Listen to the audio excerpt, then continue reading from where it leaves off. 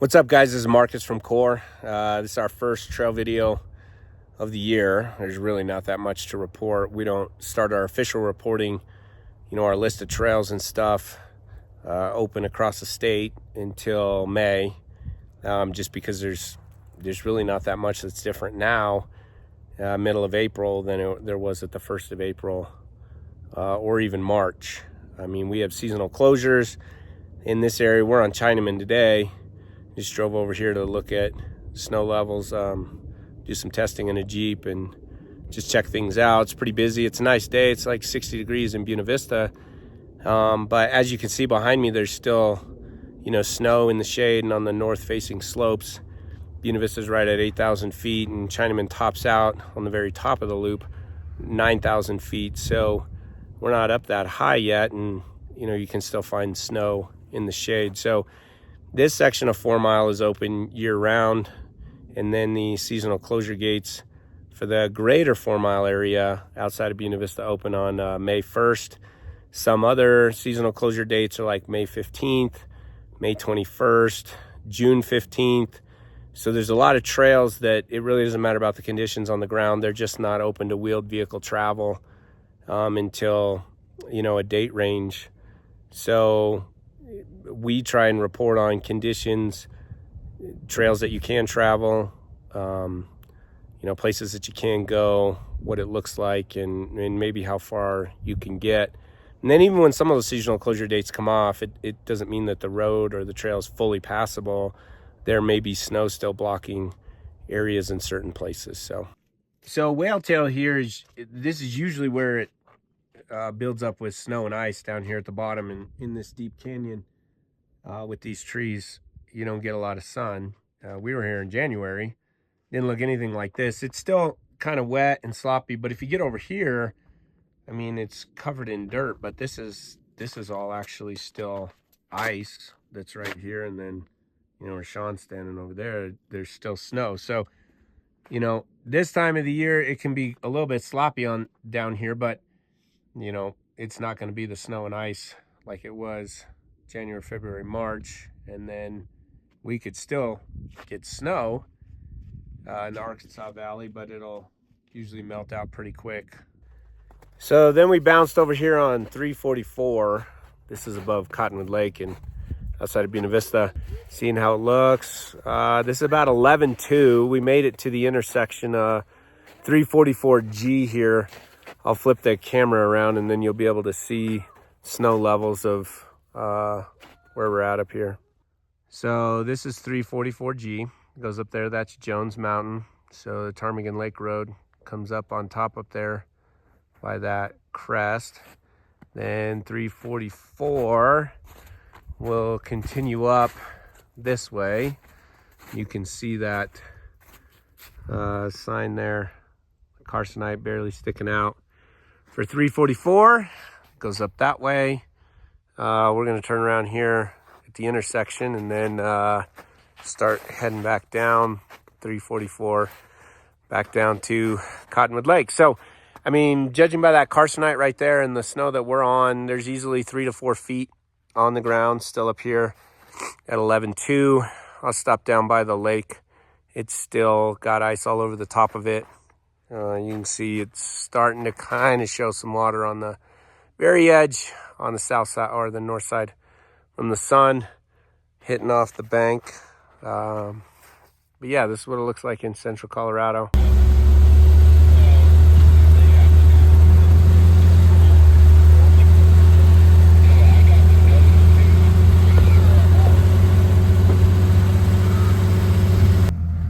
So now we're down here airing up at the lake, and it's close to 9,000 feet here. You can see a little bit where it's beginning to melt in the shallows, a little bit along the edges, but the main part of the lake's still all covered in ice.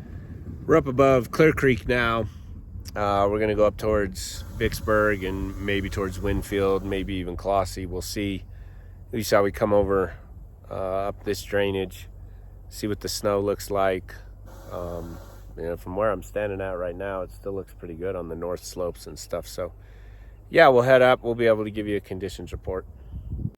So we turned on 381. This is Colossee. So we thought we'd just come down here and look. There's still a bunch of snow. Nobody's driven down here yet. And as you can see, there's still snow out here in the creek and where the beavers are. So we'll drop it down to 2 or 3 psi and see if we can get across there and see the snow on the other side.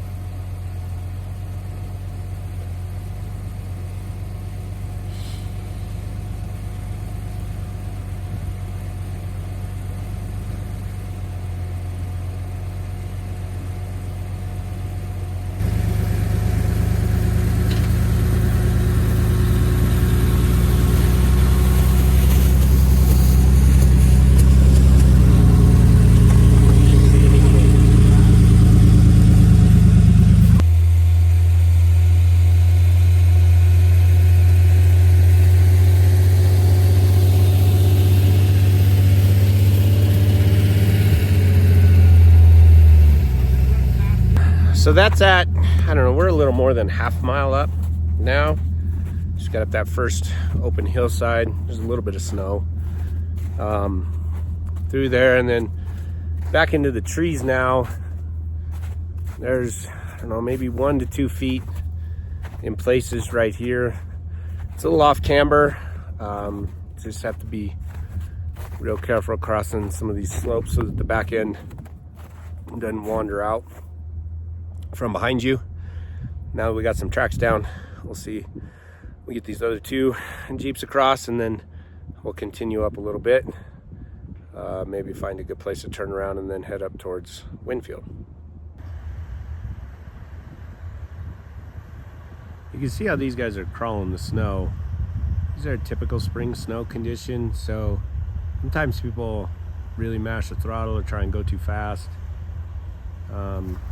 A good way I try and explain it is, as far as snow, whether you want to use momentum or whether you want to try and crawl it like this, is if you could plow the snow.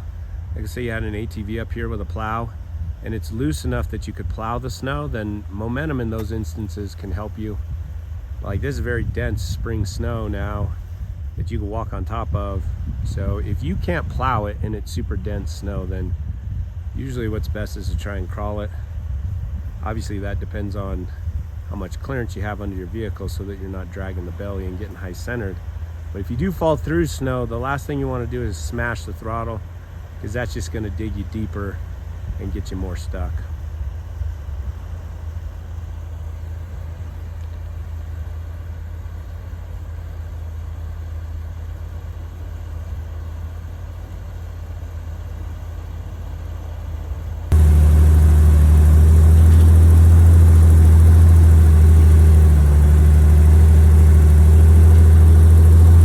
So we're about 10-4 here.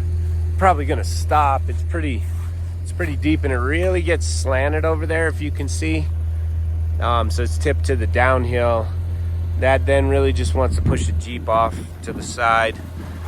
Made it pretty far. Like there's a first big Avy chute. So just up here out of the trees is where that first Avy chute comes down. So really not that bad for still mid-April. And I kind of talked about crawling snow there for a bit.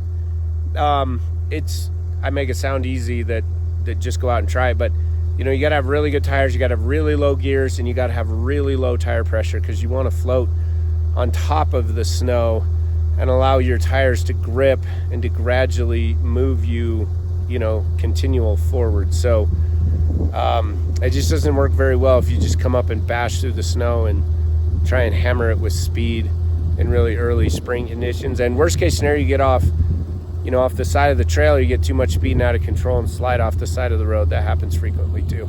So we're probably going to turn around here, head back down, and then take the next fork up towards Winfield. Found a rental up here, 4xe, stuck almost here up at just about to Vicksburg. So I'm gonna pull it back, help this gal out, and then we'll go see the snow level. Pretty easy, we just pulled that one back. She was able to turn around, gonna find a campsite farther down and then do some of her hiking. Flew in this morning, rented a Jeep in Denver, and fortunately got stuck up here right outside of Winfield. We're rolling into Winfield now.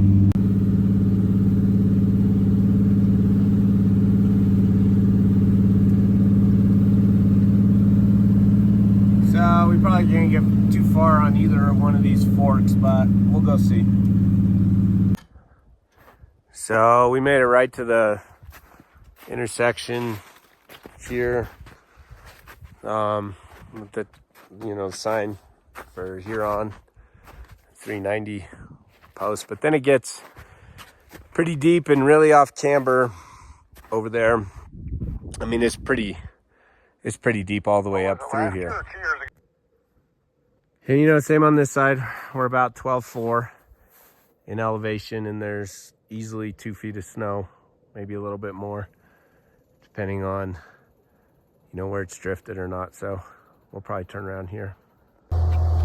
Well, we got to about a quarter mile from the end of 390A, La Plata Trailhead side, from Winfield up here. It's really deep, so we're about 10.7, and we'll have to turn around. So a little bit higher than the other two places in terms of elevation, on this side of the canyon over here, but yeah, that's about it for today. So we're down here airing up almost to the reservoir. Pretty good day. So we got some good conditions reports, you know, up there above Cottonwood. Deep snow. We made it to about 11.2, but the snow was a lot better than it is over here, to be able to stay on top. So 10.5, 10.7, really deep snow. Some places you can stay on top. We'll talk about some seasonal closures, dates, and how you can find them out, and you know, all the information on the back end of that, because it's really complicated and confusing. And hopefully we'll have some, you know, other stuff to report starting in May, where we can actually report trails open. Okay, so as I talked a minute ago, we were airing up. Let's look at some seasonal closure information, because this is usually very confusing, and there's a lot of questions posted about this all the time. If you go to a motor vehicle use map, and I have the Holy Cross Ranger District one pulled up here, there's an easy way to tell if there's a seasonal closure. So let me zoom in. This is 703. This is the access road that goes to Homestake Reservoir, but it's the access road that then gets up here, 759, which is the Holy Cross, the trail to Holy Cross City. So you'll see 703. You see the shaded area on MVUMs, and even 705 has it here. The shaded area means that there's a seasonal closure on that route. And then if you go over to the key, you'll see the seasonal designations, and you'll find it here, 703, and then you'll see the date here. That's the column for dates allowed. So you go down to 703, so that's May 21st through November 22nd. So Holy Cross, and that's, you know, the main access road. So we really wouldn't know what the conditions of 759 and Holy Cross is until at least May 21st, when you can get here on 703 all the way to the end, and then somebody can see snow or see what the snow levels are. So the shaded areas on the MVUM are the key, and there's a whole lot all the way around here, around Camp Hale and Red Cliff and stuff. Doesn't mean every single road on MVUMs are closed. But let's look at another one. So this is the Salida District. This is Browns Canyon National Monument. I mean, if I scroll up here a little bit, you can get a little better picture. There's Buena Vista, 285, Johnson Village. There's Chinamen down here. But if we get over onto the forest section, so there's this is Bald Mountain. This is the Bald Mountain Loop. 185D here has a seasonal closure, so that's the cutoff from 300 over here to 185. And then 185, this is important. There was a question today about Aspen Ridge. So 185, this section right here, that's the section that goes over Aspen Ridge. And that one is seasonally closed. And if we go to the key, that'll be May 1st is when that one has an open date. So it'll be available on May 1st. The confusion comes from not all of 185. So you could still drive in here on the north section of 185 from like Trout Creek Pass. You could still access the south section of 185 out of Salida, but it's the middle part of 185 that is then closed. So MVUMs are a really good way to look at seasonal closures from a glance. You can see automatically if there's a shaded route that has a seasonal closure, then go to the key. Like the key on this one's up here. So if we went to 185, you'll see it's allowed May 1st through November 30th. So then go to the key and see what the dates are. Now that seems simple, and it is. We'll add another level of complexity. So I subscribe to the PSICC Forest Service Facebook page, and they'll put out information and announcements here. So this one was from April 15th. And they have a mud season closure, and they listed the full closure order for that here. Now, if you were to click on that link, that'll take you here. Let me scroll all the way to the top of this because I was looking at dates. So this is the seasonal forest order closures for motor vehicles on roads and trails. You see there's a couple exemptions, and that really, we don't follow into any of those type of exemptions. This is for wheeled motorized users. And then, they list it by district. So there'll be the Leadville district and the Salida district and the San Carlos district. Most of these closures are not then on the MVUM. These are additional ones that they are using a forest order to close. So the forest order will have an expiration date. It's not a decision document. They're not, like printed on the MVUM, because the MVUM is a decision. It has to have a decision for those dates to be on there.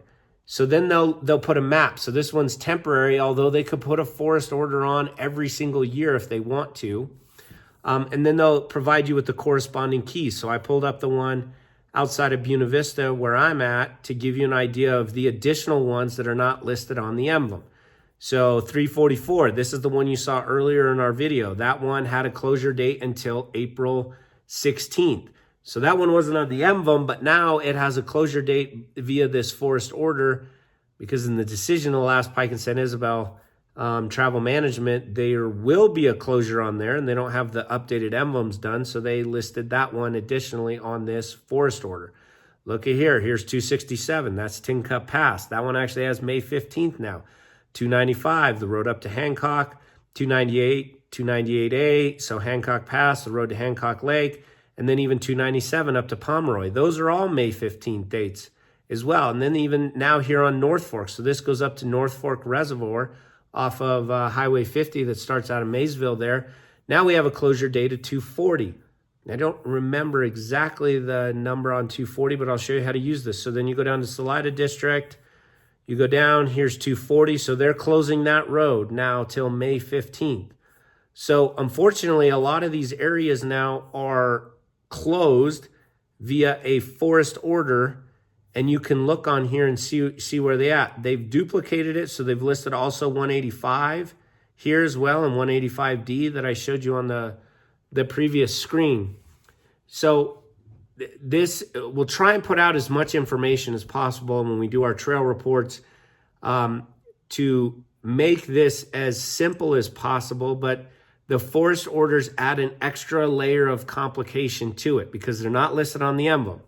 And then because they're not listed on the MVUM, they wouldn't be listed under Cotrex either, because Cotrex is supposed to reflect the MVUM.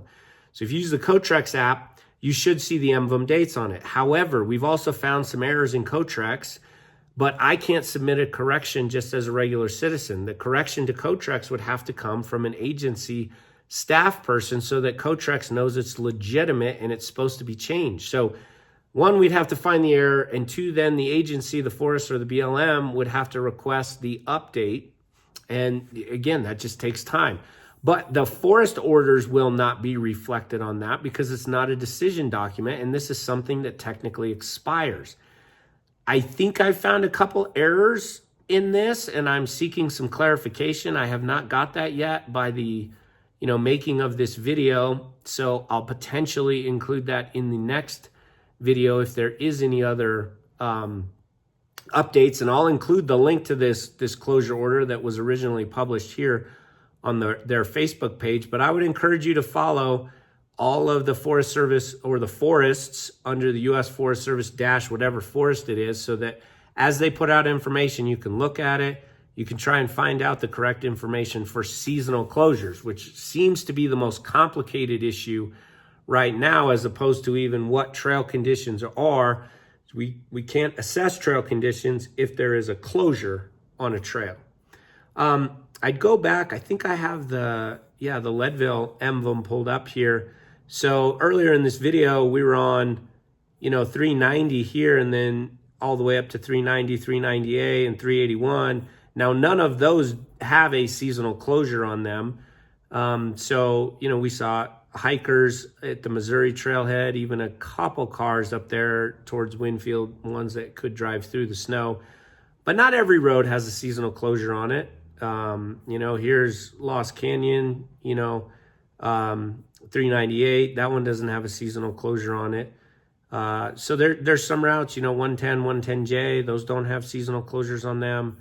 At least not yet. And then if we were to go to the decision document, for Leadville, there's no 110, there's no 110J, there's no, whoops, too far.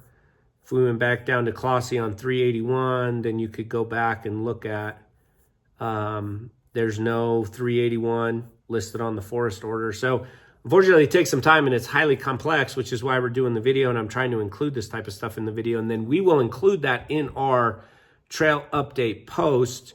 So stay tuned, hopefully around May 1st, because that's when the greater 4 mile area opens. That's when all those seasonal gates like Aspen Ridge to get in, and also the ones that get into Chubb Park and stuff, will start coming off. So we'll update you as to seasonal closures coming off. But if you're ever confused, start with the MVUM. That's the best place.